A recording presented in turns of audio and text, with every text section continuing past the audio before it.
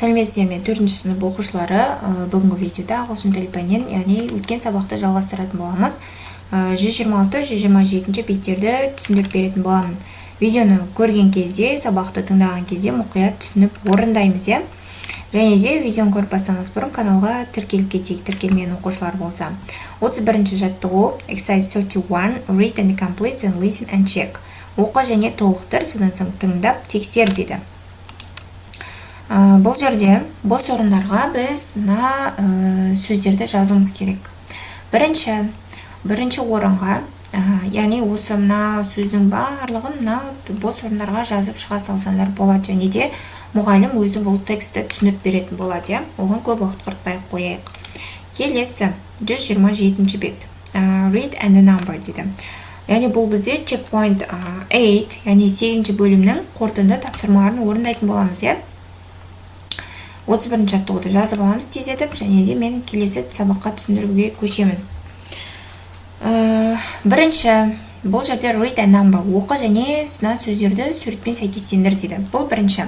Бірінші айна берілген, яғни mirror дегеніміз айна 0, яғни айнаға 0 санын қоямыз. Келесі, екінші pot дейді. Pot, яғни бұл жерде бізде F-қа келеді, яғни горшок, гүл өсіретін ыдыс. Яғни бізге F-ке біз 1 санын қоямыз. Келесі бізде candle. Candle дегеніміз бұл бізде свеча, D. Яғни D-ға біз 2 санын қоямыз. Келесі broom. Бұл бізде сыпырғы. C-ға 3 санын қоямыз. Келесі watch, сағат. B несіне 4 санын қоямыз. Remote control, яғни пульт. Еге 5 санын қоямыз. Яғни мыналардың барлығын осында жазып шығатын боламыз. Келесі екінші look and write. Қара және жаз дейді. Бірінші, яғни мына заттарды біз сипаттап жазуымыз керек, не зат екен. Бірінші fridge дейді. Яғни тоңазытқыш, екінші, бұл бізде жылытатын зат microwave. Яғни мына сөзді мына жазып шығамыз. Үшінші blender, екінші blender. Мына blender сөзін жазамыз. Үшінші кір жуатын машина dishwasher. Төртінші fan hair dryer. Бесінші калькулятор calculator. Келесі үшінші тапсырма read and tick. Оқы және дұрыс белгісін қой дейді. His dad drives a new black car дейді. Бұл дұрыс белгісі берілген. Бірінші бөлікті орындаймыз енді.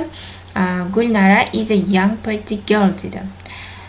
Немесе Гүлнара is a pretty young girl. Яғни дұрыс белгісін қоямыз керек. Біз Гүлнара is a pretty young girl. Яғни біріншісіне дұрыс белгісін қоямыз. Екінші бөлік the woman's got a pink long scarf. Немесе the woman's got a long pink scarf. Яғни бұл жерде біз the woman's got a long pink scarf. Яғни екінші сөйлемге дұрыс белгісін қоямыз. Енді үшінші grandma lives in a big old house. Немесе grandma lives in a old big house. Яғни екінші дұрыс емес, біз үштің біріншісіне дұрыс белгісін қояды екенбіз. Келесі төртінші тапсырма read and answer. Оқы және жауап бер дейді. Мына жерде сұрақтарға жауап беруіміз керек. Бірінші, who invented headphones? Яғни құлаққапты кім ойлап тапты дейді. Nathaniel Baldwin invented headphones. Nathaniel Baldwin ойлап тапты дейді. Келесі, when did he invent them? Ол қашан ойлап тапты дейді. He invented them in 1910. Ол 1910 жылы ойлап тапты дейді. Келесі, what are they made of? Ол неден жасалған дейді. They are made of plastic. Ол пластиктен жасалған дейді. Үшінші, what are they used for? Оны не үшін қолданады дейді. They are used for listening to music. Музыка тыңдау үшін қолданылады дейді. Сонымен бүгінгі біздің сабақ аяқталды. Келесі сабақтарда кездескенше оқушылар.